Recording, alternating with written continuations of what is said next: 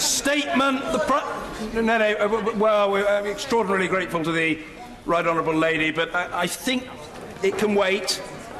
No, I think it can wait. I look forward to it with interest and enthusiasm, but, well, it may do, but the Prime Minister is waiting to address the House, and I think people want to hear. We will hear the Right Honourable Lady in due course. Prime Minister's statement. Thank you, Mr. Speaker. With permission, Mr. Speaker, I would like to make a statement on the Government's ongoing work to secure a Brexit deal that honours our commitments to the people of Northern Ireland, commands the support of Parliament and can be negotiated with the EU.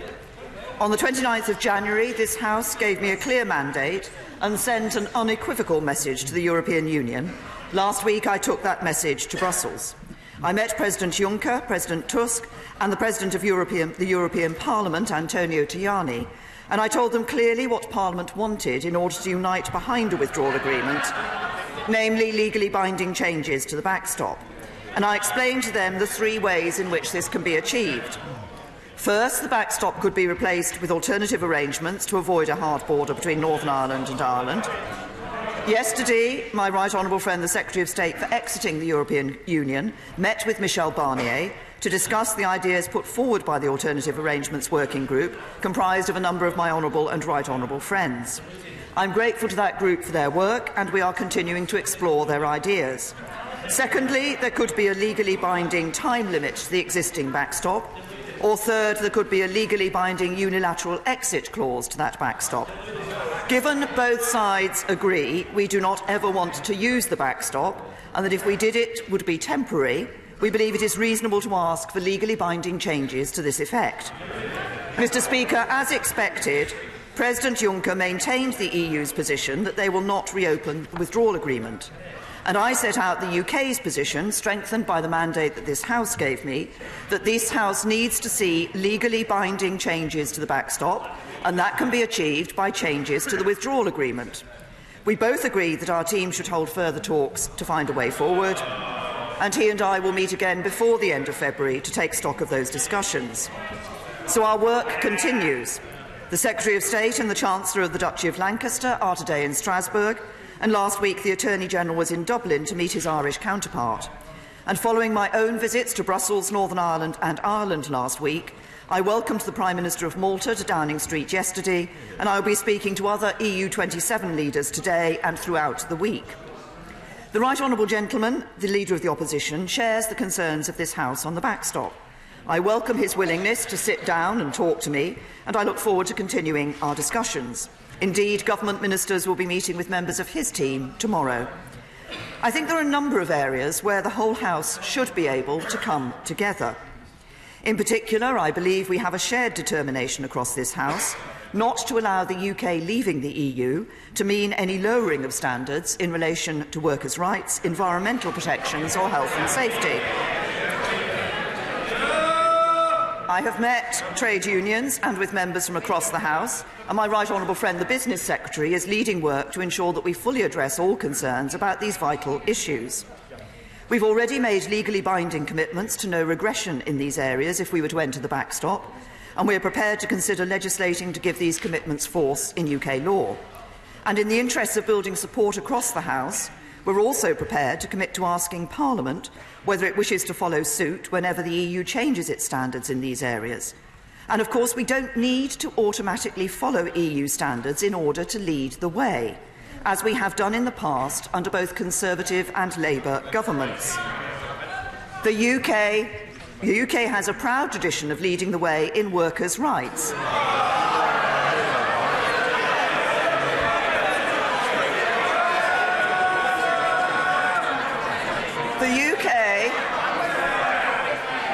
The UK has a proud tradition of leading the way in workers' rights, whilst maintaining a flexible labour market that has helped deliver an employment rate almost 6 percentage points above the EU average. Successive governments of all parties have put in place standards that exceed the minimum set by the EU. A Labour government gave British workers annual leave and paid maternity leave entitlements well above that required by the European Union. A Conservative-led government went further than the EU by giving all employees the right to request flexible working. And I was proud to be the Minister for Women and Equalities to introduce shared parental leave so that both parents are able to take on caring responsibilities for their child, something no EU regulation provides for. When it comes to workers' rights, this Parliament has set a higher standard before, and I believe will do so in the future. Indeed, we already have plans to repeal the so-called Swedish derogation, which allows employers to pay their agency workers less, and we're committed to enforcing holiday pay for the most vulnerable workers, not just protecting workers' rights, but extending them. As I set out in my statement 2 weeks ago, the House also agrees that Parliament must have a much stronger and clearer role in the next phase of the negotiations. Because the political declaration cannot be legally binding and in some areas provides for a spectrum of outcomes, some members are understandably concerned that they cannot be sure precisely what future relationship it would lead to. By following through on our commitments and giving Parliament that bigger say in the mandate for the next phase, we are determined to address those concerns. The Secretary of State has written to all members of the Exiting the EU Committee, seeking their view on engaging Parliament in this next phase of negotiations, and we're also reaching out beyond this House to engage more deeply with businesses, civil society and trade unions. Everyone in this House knows that the vote for Brexit was not just about changing our relationship with the EU, but changing how things work at home, especially for those in communities who feel they have been left behind.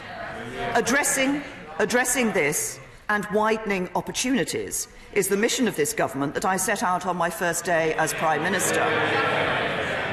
And I will continue to work with members across the House to do everything we can to help build a country that works for everyone.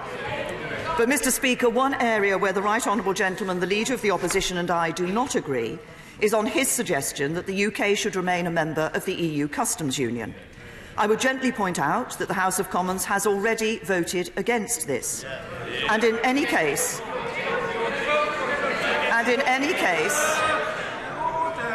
a lot of noise and heckling, but the record shows that everyone gets a chance to question the Prime Minister. I think it is right that she should have a proper and respectful hearing, and the same courtesy must be extended to the Leader of the Opposition in due course. The Prime Minister. Mr. Speaker, first of all, as I say, I would gently point out that the House of Commons has already voted against this.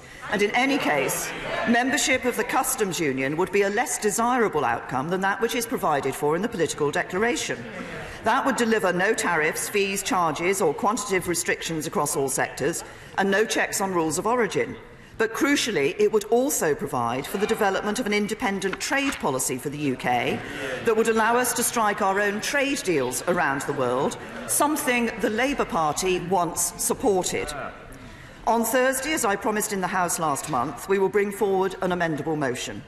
This will seek to reaffirm the support of the House for the amended motion from the 29th of January, namely to support the government in seeking changes to the backstop and to recognise that negotiations are ongoing. Having secured an agreement with the European Union for further talks, we now need some time to complete that process. When we achieve the progress we need, we will bring forward another meaningful vote. But if the government has not secured a majority in this House in favour of a withdrawal agreement and a political declaration, then the government will on Tuesday the 26th of February make a statement and table an amendable motion relating to the statement, and a minister will move that motion on Wednesday the 27th of February, thereby enabling the House to vote on it and on any amendments to it on that day. Mr. Speaker, as well as making clear what is needed to change in the withdrawal agreement, the House has also reconfirmed its view that it does not want to leave the EU without a deal. The government agrees, but opposing the deal is not enough to stop it. Opposing no deal is not enough to stop it. We must agree a deal that this House can support, and that is what I am working to achieve. I've spoken before about the damage that would be done to public faith in our democracy if this House were to ignore the result of the 2016 referendum. In Northern Ireland last week, I heard again the importance of securing a withdrawal agreement that works for all the people of this United Kingdom. In Belfast, I met not just with politicians, but with leaders of civil society and businesses from across the community. Following this House's rejection of the withdrawal agreement, many people in Northern Ireland are worried about what the current uncertainty will mean for them. In this House, we often focus on the practical challenges posed by the border in Northern Ireland. But for many people in Northern Ireland, what looms larger is the fear that the seamless border between Ireland and Northern Ireland that helped make the progress which has followed the Belfast Agreement possible might be disrupted. We must not let that happen, and we shall not let that happen. The talks are at a crucial stage, and we now all need to hold our nerve to get the changes this House requires and deliver Brexit on time. By getting the changes we need to the backstop, by protecting and enhancing workers' rights and environmental protections, and by enhancing the role of Parliament in the next phase of negotiations, I believe we can reach a deal that this House can support. We can deliver for the people and the communities that voted for change 2.5 years ago and whose voices for too long have not been heard. We can honour the result of the referendum, and we can set this country on course for the bright future that every part of this United Kingdom deserves. That is this government's mission. We shall not stint in our efforts to fulfil it, and I commend this statement to the House.